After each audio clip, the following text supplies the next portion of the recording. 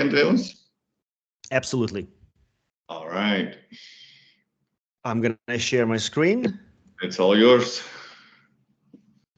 Great. Just a final confirmation. Do you see my screen? Yes. Before I go off. Product Okay. led growth. Here we go. Onboarding. Yes. Onboarding is a part of what we see. Don't let the number of slides fool you.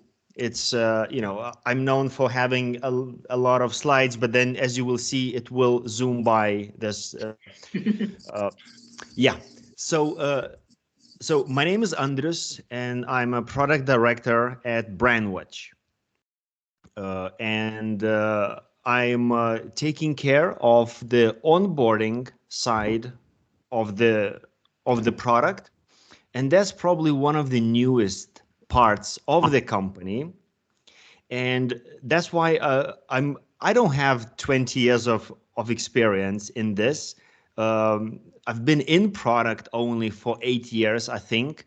And this whole onboarding, product-led growth, free trials, all of this is still fairly new to me. I've only done this for a couple of years, but we have learned a few things, and I'm gonna share with you of how do we see it, and maybe it will spark some ideas or at least some interesting discussions might come out of it. So a little context. Right now, what's happening with our company is we're merging. I'm from the left side in this picture. I'm from the Falcon IO side, and we used to do social media management. But then there's this other company, Brandwatch, and they are really sort of best in class when it comes to social listening. And about a year ago, they merged, a year and a half ago. And those logos, those nice logos, those are our clients. And the reason why I'm showing the logos of the clients is not to brag, but to kind of argument of how those businesses, how Brandwatch and Falcon, how they both formed and how certain processes evolved. Both of these companies are sales led. I mean, we didn't have free trials. We didn't have a product led anything, and we didn't have a dedicated onboarding team. Onboarding was handled by CSMs. And when you look at those logos, it kind of makes sense because we landed a lot of big ones. And we did not land Toyota because we gave them a free trial, or we didn't tempt Carlsberg because of our sort of some special onboarding, product-led onboarding techniques. All of those deals were sort of reeled in by our very talented sales team, sales, marketing, CSMs. All that machinery is working really well. And most of the company is not R&D, is those guys. However, lately we started looking into new segments of customers, the small companies. I mean, there's only so many Toyotas in the world. 90% of all businesses in US are less than 20 people per company, yet they pull 60% of the revenue in the total pool. So all of those little guys, there's a lot of stuff going on there, but we cannot afford to apply the same methods to get those people as we do with the big ones.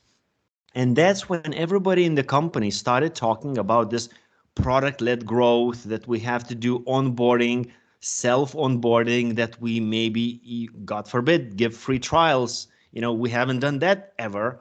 So all of these exciting things were happening simultaneously.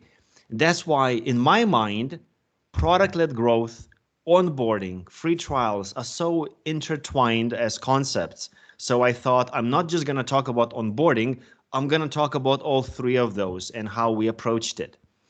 So we moved from this sort of the traditional, going from a potential customer, interested, paying, growing, churning eventually, and going through marketing, sales, CX stages, where it's like first you acquire, then you keep and grow, and everything was nice. We all knew what we're doing. Sales did their stuff, R&D did our stuff. I'm from the R&D, by the way, if that was not obvious. But since we started talking about this small customer segment, we realized that, okay, sales and CX, they're good, but they don't scale as well as marketing and R&D, design, product engineering, all of these. For us, it doesn't matter. We can launch something for one customer or for 1,000 customers. We scale. So when we realize that we will have to build machinery to convert people from leads into customers, bypassing sales, it came with a lot of challenges, and it definitely wasn't natural. Actually, sales became our best friends because we were talking to them all the time, asking for advices and picking their brains. Like, okay, how do you do this? How do you close this deal? What do you show? How do you get people tempted to buy this? Do you give a demo? What's in the demo? Like all of these things where before we were kind of shielded. We knew what we had to do in the R&D. We were implementing features that were desirable. We didn't have to worry so much about the onboarding because we are B2B. A lot of our customers were trained by other people in the company. So we were kind of shielded from a lot of things. And then we dove headfirst into this sort of product-led growth. It's still a new term for us. And well, on one hand, you could say it's one of those, let's pick all this, like some of the good things that has been around forever and slap a new name on it. And now that is a thing. So this product-led growth, in the nutshell, kind of means that you lead with your product, that you put your product in the center and let it do the talking. You still need sales. You need everybody. It's not a replacement for anything. But it opens certain parallel channels that you can tap into. And in order to do, the idea is really simple. You have to understand your value. So there's a lot of empathy going on, understand the value, understand what people are going for when they use your product, and then communicate it, sort of the perceived value of it. And then, of course, you have to deliver, because if you don't, then, well, you're leading with the product and then you fail. Well, that's not a good first impression, and then they will never convert. I will only mention a few things on the delivery, because that's going to be more about what do we track. For us, it was a lot to do with understanding the value and communicating it. And this is where my team was formed. Because as I said, we did not have any onboarding team. All of the teams, product teams in the company, were something that has a portion of the product with certain functions, certain feature requests. We didn't have an overarching onboarding team. That was new. So when I joined in and we started doing this, it was there was a lot of learning experience. And the way we approached onboarding, well, first we had to kind of figure out and tell others, okay, what is it? What is it really? And we can throw some elaborate definition, but basically it's all about making sure the users are successful when they try and without hand-holding them. So that means that the product can onboard, can gently push them, nudge them in the right direction. But of course, you can't push anybody to anywhere if you don't know what they want. And this image here, I stole it from this guy's book. And I thought it was brilliant. The way he put it is that you are not selling your product. The developer is not writing code. That's not the thing. The thing always is the value that comes out of it. And here, it's that you were this guy, and now you're going to be this guy, and you're going to be shooting fireballs. Now that sells, and that's exciting. The product is just something you do on the way to get there. So for us, One of the first things, in fact, the first thing that we did when we started a team of onboarding, we dedicated a lot of time understanding the value. So we mapped out all of the aha moments, and those are like little sort of nuggets of sort of epiphany realization where the customer all of a sudden goes like, aha, I like that. And then they sort of, if you string them together, and it all contributes to a very positive first experience. So when we did our free trial, we tried to sprinkle those aha moments. We identified about 30 of them.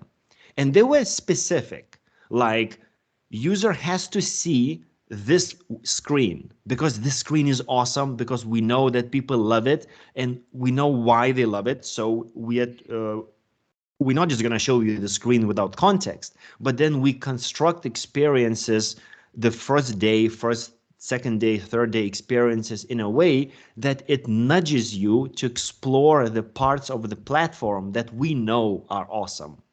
And well, some parts are more awesome than others. So there's a lot of things we can throw you in. So we have to be very careful and sort of guide you into those places where you will be delighted. You'll have those little aha moments. So our trial is, yes, we have free trials. Our trial is 14 days, and it's kind of a usual thing. It's more often that you have 14 days than 1 month. And the reason is, well, you should have it as short as possible, but long enough to show the value. There's no reason to have it longer than necessary. Then you're just playing with, oh, maybe, what if they, I don't know, fall off, or like if you can get to the value in 5 days, sure, have the trial in 5 days. In our case, we didn't know better. So we went with what we thought was the standard of 2 weeks, and it's working. We don't have any plans to change the duration. We split the whole trial into phases, and like the beginning was the pre-trial and first login and start. That's where we put most of our effort at the moment. And right now we're focusing on the middle of the journey and the end, where we close the trial, where we, where we nudge people in case they haven't logged in for the last few days. Of course, we use the emails, we use in-app notifications, all of these things. But the key for us to start anything was to identify these little hearts, because that was our sort of anchor to everything else. So in terms of communicating the value, sort of getting people excited, our team defined, onboarding team, defined sort of 2 ways that we're gonna work. First, we're gonna move the product around, meaning, rearrange, simplify things. So we would go onto a screen, maybe that's owned by some other team, but we would go in, we would have the overarching idea of what flows, what experiences we want people to see, and we would just rearrange things to simplify, maybe hide something. Sometimes it would be the opposite. Maybe the screen was too empty, and we would go in and put something like empty states, dummy data, something to get them hooked to try. Our tool is one of those where it looks the most beautiful when it's fully going on all cylinders. If you just, so the tool gets prettier as you go further. So that's why the challenge was, how do we make it pretty on day one, without waiting for people to accumulate all the data that makes it look pretty. So that's where the empty states, dummy data, all of these things came in. Now, the second part, so that was the first part, just moving things around. That's why in my team, we started with just front-enders. There was a designer and a bunch of front-enders. Then we went into the back end and started building some logic and started working on messaging. And right now, one of the biggest projects for my team at the moment is going into all kinds of messages. notifications, pop-up. Basically, we said everything that pops on the window is ours, and we are the onboarding team. We're going to handle it. And that includes communicating about things they do have, but also the things they don't have. So this is where it's really interesting, because as the R&D, we were not used to upselling. We were kind of, CSMs and sales were doing a lot of that. But now we are also dipping the toes in, oh, maybe we can upsell this feature. Maybe we can move customer from one plan to another plan. And of course, we're doing it very sensitively. Like, we don't want to just, I don't know, like, be obnoxious and just move people down the funnel always to the highest package, because, well, they have to outgrow it. But then we investing in putting sensors in, sort of tracking certain signals. For us, every product has its own health metrics, and different teams in our company define those metrics. So we are the ones who gather all of them, and then we make a map of how much usage the customer is having on these, and then we can see when they are beginning to outgrow, and that's when we start gently nudging them and attempting to see, oh, maybe you want to use this feature, and that's why, like, that's the value that it brings. We never lead with, do you want to use this feature? We always lead with, do you want to be this awesome guy who has an access to this feature? And we show why is that awesome. Now, in terms of the value, delivering the value, our main metric is retention. But then again, it's one of those big metrics in the company everybody cares about, is the new revenue coming in and keeping the revenue in, the retention, increase or churn, reduce, however you put it. Now, in the context of a free trial, we actually decided that our main metric is going to be conversion. At this point, we're not going to worry about retention. We're just going to worry about converting people. So we set up our mix panel, our looker, all of these tools, awesome tools we're using, and we're tracking conversion rate, and we basically, the main thing for us was realization of, let's just divide everybody into two groups: everybody who bought us in the end and everybody who didn't. So this is one of those, when people told you the world is not binary, sometimes it is. It's just those two buckets. If you want to know what makes people buy, we look at the bucket where they bought it, and then we look for patterns. We look, why did they buy it? And the same goes for churning. And we are tracking every one of those little aha moments, because we want to drive to those little hearts. And everything is a funnel. I mean, from the moment they log in, there's always a funnel of steps that they get to. So we're tracking every one of those funnels individually, and we can see, are they still valid? Do they make sense? Maybe it was just in our heads that it was aha moment. Maybe it's not real. And then we basically divide everything into, they converted, they didn't, and draw our analysis from that. Now, in terms, it might sound like you think that free trial is awesome, and I personally think it's really, really good. I think most people should do it, but definitely not everybody. And there are some cases where it makes no sense to have free trial. Like, if you deliver value in a longer period than the trial, well, then don't do it. It's a waste of time.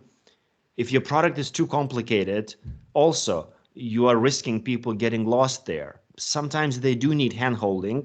You're not gonna let anybody, free trial and military aircraft, and if you are giving away all of the value, meaning if it's a one-off thing, because I do have personally some products where, like, I just need to do this one thing, And I go in, and if they give me a trial, I'm like, perfect, I'll do that one thing, and you'll never see me again. Well, so if it's one of those things or a combination, then no, maybe free trial is not for you. But for us, it actually turned out to be working. It's generating more and more revenue, is bringing more and more people in. And the cool thing about it is that the people who we bring with free trials, we have less problems with them, actually, because they're the ones who tried it out. They're not shocked. They're not like, sometimes maybe they didn't see something in the demo, or maybe that person never saw the demo in the first place, but his boss did or something. But now when we do have these trials, it also makes sure that people, you manage expectations. They're much more aligned. What you see right now is well, it might be interesting or not, depends how we look at it. But as I started the presentation saying that currently our two companies are merging, and right now at the forefront of the merger of the two companies, we have this Sweet Experience tribe. We're using Spotify model of tribe, squads, all that. So in that Sweet Experience tribe, this is where we live, the onboarding. And yes, we call ourselves user enablement because we found that the word onboarding was already associated with the CSM side. So, but as you can see, we handle onboarding, notifications, home pages, because we believe by these three things, we can empower product-led growth and educate our people. As the final thing, and first, thank you, but then let me just go out a little bit, and I just want to, because I still have let me get 1 minute, and then I give 5 minutes back for questions. All right. I just wanted to show that, let's say, there's a lot of sites where, okay, Spotify, of course, it's all about, getting started. You get a free trial, a product board, something we use every day also, free trial. So there's a lot of that sort of free trial or a demo combinations, 15 days. There are some products, however, where it's a little bit different, where let's say it's like this. Intercom. By the way, I'm only showing products that we use every day in the company, so you can kind of get an idea of where it says, let's say, where the free trial is not really advertised in the front, but then when you go for the small, okay, that's when you get it. Or maybe you have situations where, let's say, Slack, where it's not a free trial, but it's freemium. You get it for free, but then you limit to certain features, and that's where then you get your money when they go further. So you have different ways of doing it. I like this way, for example, Mixpanel. Instead of free trial, you actually you can explore sample data. This is one of those, where you don't have enough data of your own to see the value of it. And then finally, maybe you have something like Marketo, which also we'll use and love for marketing emails. They don't have a free trial at all. And if you go into, pricing and stuff, you will see that for every one of their packages, oh, sorry, my internet is on strike. For every one of those packages, you basically have to contact sales. So Right. here it was. I wish I could talk to you more. I hope we still have a couple of minutes for questions. We do. Thank you, Andrius. Thank you for that. Good to see some examples also at the end from outside, but thanks also for sharing openly your onboarding journey. Jörg in Hamburg? Yes, so first of all, thanks a lot for the great presentation. And I also really like that you showed that it's not just about onboarding customers to get them move beyond the free trial to become a customer, but also then as they scale out in their organization to enable additional people that will join the solution. I think that's a very important part. What I wanted to ask you is, because you said you're showing some of the tools that you're using yourself. My question was, how do you actually do the onboarding? Do you use Intercom to show guided walkthroughs, or is that part that you built in your own application, or is it a mix of that, of both? We use app queues. Okay, cool. App queues actually, because by the end of the call, I got stressed. I couldn't show all of the tools I had. You saw there were more windows. One of those windows was actually app queues. We use and love app queues for our in-app messaging, but honestly, we're also working a lot of building our own messaging mechanisms because we want to have full control of what we show where, and we want to make sure those messages are not on top, but they're embedded in. And we also use Intercom, but that's just for the chat. Then we Zendesk for customer management. So mostly app queues, but we're building our own things. Thank you very much. Cool. And then we can do 2 more in 2 minutes. So Lauren, you go first. Yeah, I was going to say, how did you guys come up with your aha moments? We interviewed sales. We got our brightest salesmen in the room and asked them to give us a demo of our own product. And then ask them, okay, what are the moments that there's a lot of, I have so much respect for salespeople. There's so much psychology going on where they know which buttons to push, you know. So we just asked them. They helped us to get to those moments. Later, we validated them with data. But first, we wouldn't know where to start because we're not tracking everything. We're tracking things we want to track, but we needed to know what to track. So we just asked sales. They know. And then last but not least, you get it, William. Great. So William here, Senior Technical Manager at Uniform. Sorry, I joined late. I wanted to ask, how do you manage multiple user personas? Do you define aha moments for each of them? And it seems like a funnel. Do you have to, craft this for each one? Do you prioritize certain users above the others? Or you just look for like a midpoint for all the users that interact with your platform? Very good question. Okay, an honest answer is that, first of all, we like working with sort of jobs to be done. We also use personas. I'm personally a big fan of jobs to be done, which kind of, it's more about what situation are you in. First people we wanted to hit were the decision makers, because those are the people who will actually see the trial. So trial is just a small part of the onboarding. We want to onboard everybody. Right now, we've only been focusing on acquiring more customers. So we were focusing on decision makers. When we mapped out the aha moments, most of them were also for them, because that's what salespeople talk to. Salespeople don't talk to the regular users, always. Those are the CSMs. So we're going to go to CSMs and we'll see, what are the other ways, maybe what are the pain points. But we hit the decision makers first, the wallet holders, and then we take care of the rest. Very nice question, and we definitely, I just realized we have a lot of work to do there still. Thank you. Thanks. Thank you very much, Andreas. Right on time. Thank you very much, everybody, for joining. Good with a little Q&A here at the end. Keep the conversation going. I'll send out the slides and the recording, and there's much more to be done with onboarding, it seems. Absolutely. Thank you. Thank you for having me. I had so much fun. I will absolutely see you around. Enjoy the rest of your day off, Andreas. Thank you. Thank you, Andreas. Thank you, Janis. Thank you. Bye. Bye.